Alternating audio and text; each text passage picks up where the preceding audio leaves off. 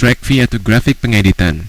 Di dalam item ini Anda dapat mengedit sebuah karya animasi Anda, sebuah hasil pergerakan yang telah Anda ciptakan sebelumnya.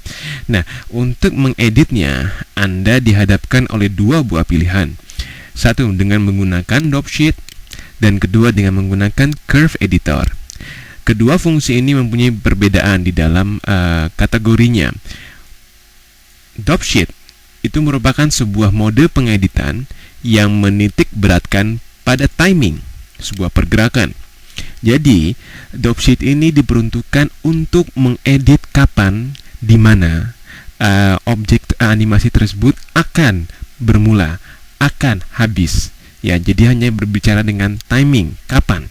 Nah, sebagai contoh di sini, saya membuat sebuah objek sederhana box, yang dimana box ini saya bikin sebuah perubahan animasi dari perubahan ketinggian, yang dimana saya cukup menekan tombol auto key dan saya geser ke frame 20 dalam hal ini, kemudian saya ketik dia ke frame ke ketinggian 100, sehingga objek box yang baru saya buat telah mempunyai suatu animasi ketinggian dari 0 ke 100.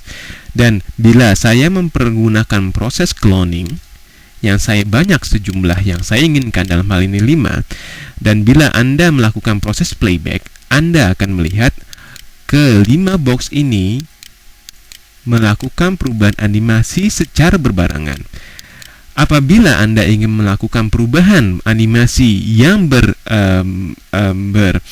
bergantian satu sama lainnya, jadi dimulai dari box pertama, kemudian baru menyusul box kedua, dan seterusnya, maka Anda baru membutuhkan proses Dropsheet, suatu mode yang memungkinkan Anda untuk mengedit timing, di mana Anda akan mendapatkannya cukup dengan pertama-tama Anda pilih terlebih dahulu untuk memudahkan Anda proses yang akan diseleksi, dan Anda lakukan atau menekan tombol Curve Editor.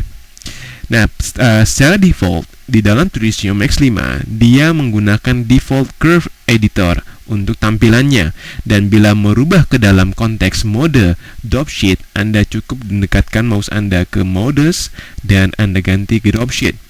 Nah, di dalam konteks Dropsheet ini Anda akan mendapatkan suatu perintah bar atau trackbar.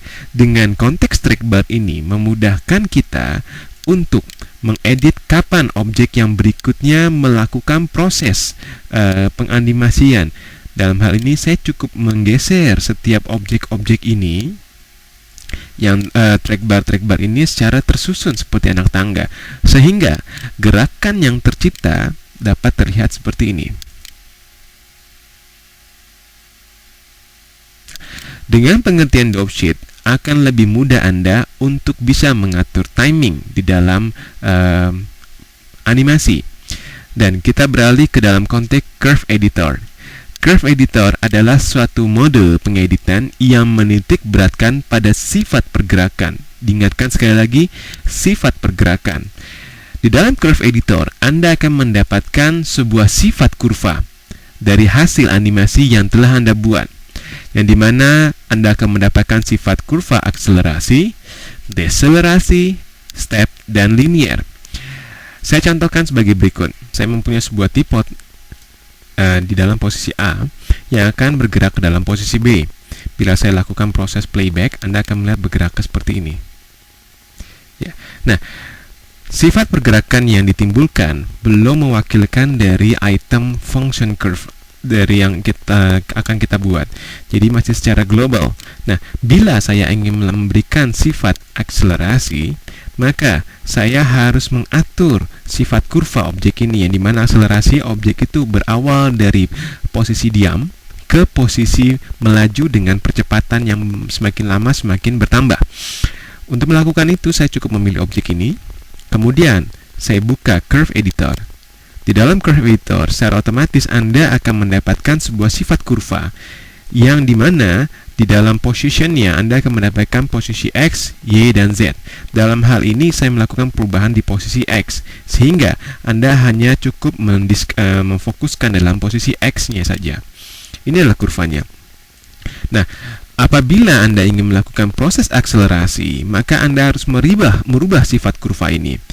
Nah, untuk merubah sifat kurva ini Anda akan dihadapkan oleh 1, 2, 3, 4, 5, 6, 7 sifat yang bisa Anda pergunakan. Di sini saya telah membuat dua buah keyframe, keyframe pertama dan keyframe kedua. Bila Anda ingin melakukan proses perubahan akselerasi, maka saya harus merubah sifat keyframe ini. Saya harus merubah sifat keyframe ini menjadi bentuk yang lebih sesuai dengan konteks akselerasi, di mana di titik pertama atau keyframe pertama saya harus merubah sifat kurvanya cukup dengan memilih beberapa pilihan yang terdapat di atas ini. Saya melakukan pemilihan dengan menggunakan set tangent to slow pada sisi awalnya, titik awalnya, dan di titik terakhir atau keyframe terakhir saya aktifkan ke set tangent to fast, sehingga Anda akan mendapatkan suatu sifat kurva yang berbentuk seperti ini. Dan bila Anda melihat result dari perubahan tersebut, Anda akan melihat sebuah benda ini yang berawal dari kecepatan yang pelan, dan dia perlahan-lahan menambah kecepatannya. Dinamakan akselerasi, seperti Anda naik mobil dari kondisi stop ke kondisi berjalan. Dan yang kedua, ada deselerasi. Deselerasi kebalikan dari akselerasi. Posisi objek berawal dari posisi percepatan yang tinggi dan kemudian berubah ke percepatan yang melamban dan stop. Kalau Anda perhatikan, ini dalam kondisi normalnya dia bergerak. Dan bila Anda ingin menggunakan sifat deselerasi, sama seperti sebelumnya, Anda tekan objek, pilih objek yang Anda ingin lakukan pengeditan, kemudian Anda buka Curve Editor, secara otomatis komputer akan mengaktifkan atau membuka halaman tipe yang Anda pilih. Seperti biasa, karena saya melakukan proses perubahan di sumbu X, saya hanya mengaktifkan di position X saja. Nah, sifat kurvanya sangat berbeda dengan yang sebelumnya. Untuk deselerasi, di dalam poin pertama, saya melakukan proses set tangent to fast karena dia dalam kondisi cepat, dan di keyframe kedua saya set tangent to slow, sehingga kurva yang tercipta menjadi bentuk seperti ini, dan gerakan yang tercipta Anda akan lihat seperti ini. Di kondisi pertama berbeda karena dia melakukan akselerasi dari kondisi pelan ke cepat, kalau deselerasi dari cepat ke pelan. Berikutnya, Anda akan mendapatkan konsep step. Konsep step ini sangat berbeda di antara dua konsep di atasnya. Konsep step memungkinkan Anda dapat melakukan perubahan secara cepat tanpa memperlihatkan pergerakan antaranya atau in between-nya. Dalam hal ini, tipot ini bergerak dari posisi A ke posisi B, yang dimana pergerakan A ke B-nya, komputer memberikan suatu pergerakan secara otomatis yang Anda akan secara otomatis melihat bergeraknya. Tetapi bila saya tekan objek ini dan kemudian saya buka Curve Editor di objek terpilih, seperti biasa saya aktifkan X position. Dengan konteks step, Anda akan merubah total bentuk grafiknya menjadi bentuk grafik. Ini adalah konsep step seperti ini. Dan hasil pergerakan yang bisa Anda temukan atau bisa Anda lihat sebagai berikut. Ini adalah suatu kurva yang Anda telah atur ke dalam sifat step. Jadi dia dia meniadakan in between atau gerakan di antara A dan B, tapi dia hanya menampilkan keyframe A, keyframe B. Jadi seperti jin, dia dari posisi A tiba-tiba nongol di posisi B. Oke, itu adalah step. Yang terakhir adalah linear.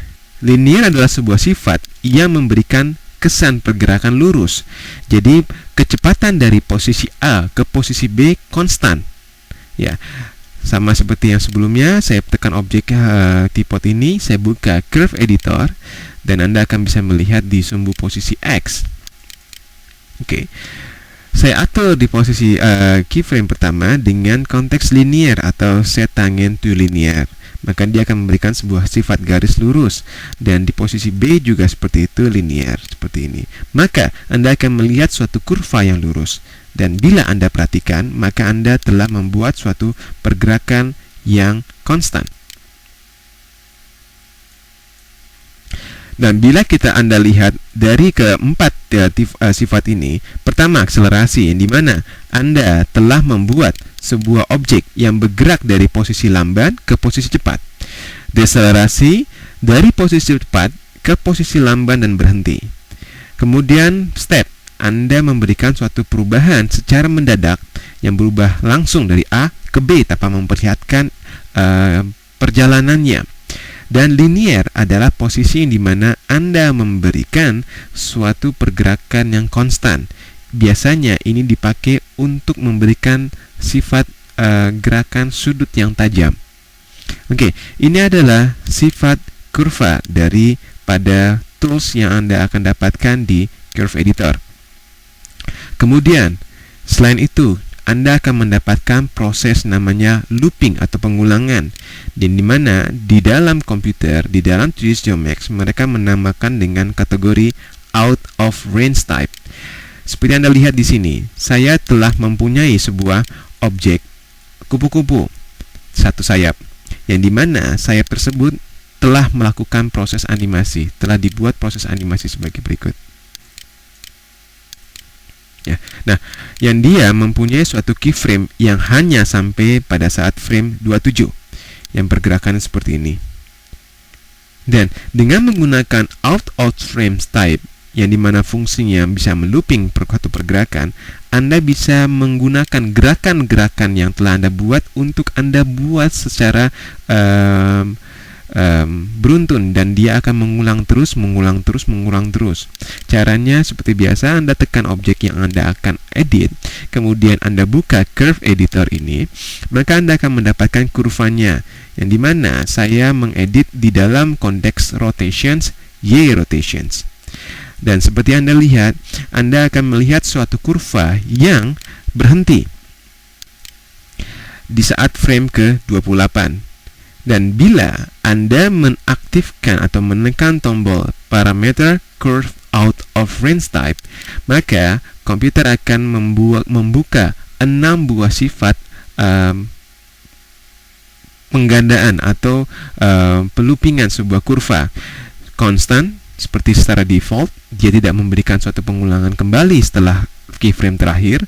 Circle memberikan pengulangan dengan konteks kurva seperti ini. Looping, ping-pong, linear, dan relative repeat. Dalam hal ini saya ingin menggunakan konteks looping. Pada saat saya tekan looping, kemudian saya OK, maka komputer akan membuat sebuah kurva maya yang akan mengulangi gerakan dari kurva yang sebelumnya.